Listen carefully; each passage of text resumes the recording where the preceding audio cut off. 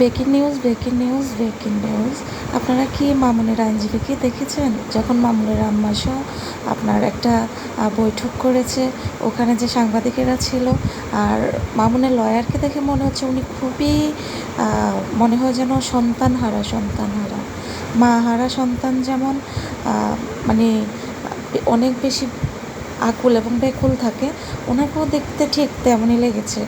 আর আপনারা কি আরেকটা জিনিস লক্ষ্য করেছেন? আপনাদেরকে মনে হয় না যে এই আইনজীবী মনে হচ্ছে যে মামুনের জন্য দুর্বল? মামুন নতুন একটা পাখি পেয়েছে, এজন্য পুরাতন পাখিটারে ছেড়ে দিছে। তো হ্যালো, আসসালামু আলাইকুম এভরিওয়ান, সবাই কেমন আছেন?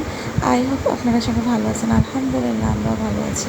এখন তো আসলে ফেসবুকে ঢোকাই যাচ্ছে না, কখনো লাইলার কনফারেন্স, কখনো মামুনের লয়ারের।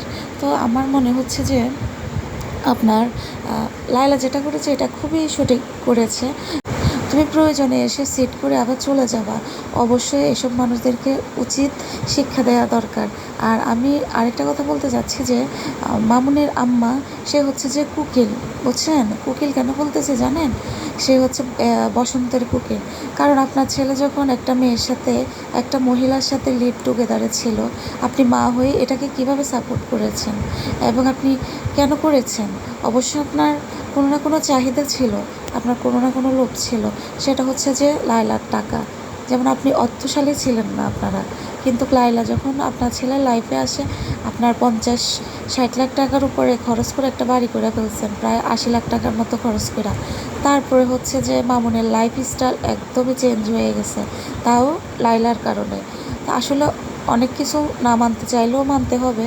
কারণ হচ্ছে যে লায়লাকে আমরা যতই খারাপ বলি না কেন, দিন শেষে কিন্তু মামুনি আসলে সব কিছুর জন্য দায়ী। চিন্তা করতে পারেন ভাই, একটা পিচ্ছি ছেলে যার এখনও 25 বছর মনে হয় চলতেছে না, 24+ মনে হয়, আর ওই ছেলে একটা 45-48 বছরের মহিলার সাথে রিলেশন করে তার থেকে অর্থ চুষে নিয়ে খেয়ে তার সাথে লিভিং করে আপনার এখন দিন শেষে এসে তাকে ছেড়ে দিয়েছে, এবং সে জোর গলায় বলতেছে সে নাকে খত দিবে, কানে নাকে খত, এবং আর হ্যাঁ, কানে হাত দিয়ে বলতেছে সে প্রয়োজনে জেল খাটবে, কিন্তু লাইলার কাছে যাবে না। কেউ যদি বলে যে কোনো শোরুম ওপেনিংয়ের জন্য যদি লাইলা সে যদি বলে যে তাকে 1 কোটি টাকা দিবে, তারপরেও সে যাবে না। আরে মামুন কোন বালের বাল, আমি তো এটাই বুঝলাম না। লাইলার ব্যাকগ্রাউন্ড, লাইলার ফ্যামিলি মামুনকে এরকম 14 বার কিনতে পারবে। আর আমি মনে করি যে আসলে লায়লা যেগুলো করতেছে বাড়াবাড়ি বা যেগুলো করে গেছে, এটা কিন্তু তার সন্তানের জন্য বড় একটা এফেক্ট করে দিয়েছে এবং এফেক্ট ফেলে দিয়েছে। যেহেতু লায়লার 2 সংসারে 2টা বাচ্চা আছে, তা আমার মতে হচ্ছে যে মেয়েরা হয় কোমলমতি, আর মেয়েরা আসলে অনেক কিছুই বোঝে না, সেজন্য না বুঝেই ভুল করে ফেলে। না হয় আপনি চিন্তা করেন, হাঁটুর বয়সী একটা ছেলে, সন্তানের বয়সী একটা ছেলের সাথে লায়লা রিলেশন করে তার লক্ষ লক্ষ টাকা সে খরচ করে ফেলছে। এটা কেন করেছে জানেন? ভালোবাসার জন্য করেছে। আর এই মামুন পিচ্ছি ছেলেটা কত ট্যালেন্টেড, চিন্তা করছেন? নিজের মায়ের বয়সী একটা মহিলার সাথে রিলেশন করে, তার সাথে লিভিং করে এখন তাকে ছেড়ে দিয়েছে। আর আমি মনে করি যে মামুনকে যে শিক্ষাটা দিচ্ছে লায়লা, এটা একদমই সঠিক শিক্ষা দিচ্ছে। আর আমার মতে হচ্ছে যে ওদের এই দুজনের কাহিনী দেখে যেন নতুন প্রজন্মগুলো আর কখনোই এরকম কিছু করার সাহস না পায়।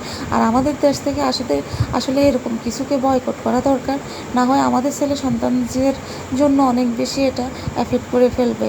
তো আপনাদের লায়লা আর মামুনের কাহিনিগুলো কার কেমন লাগতেছে জানি না, তবে আমার খুবই ভালো লাগতেছে। ছেলেটা উচিত শিক্ষা পাচ্ছে, এবং লায়লাও তার ভুলগুলো বুঝতে পারবে যে সেই যার জন্য পড়ে গেছে সে আসলে মানুষ না, আর বাকি মানুষগুলোও দেখে বুঝবে যে এগুলো করা ঠিক না।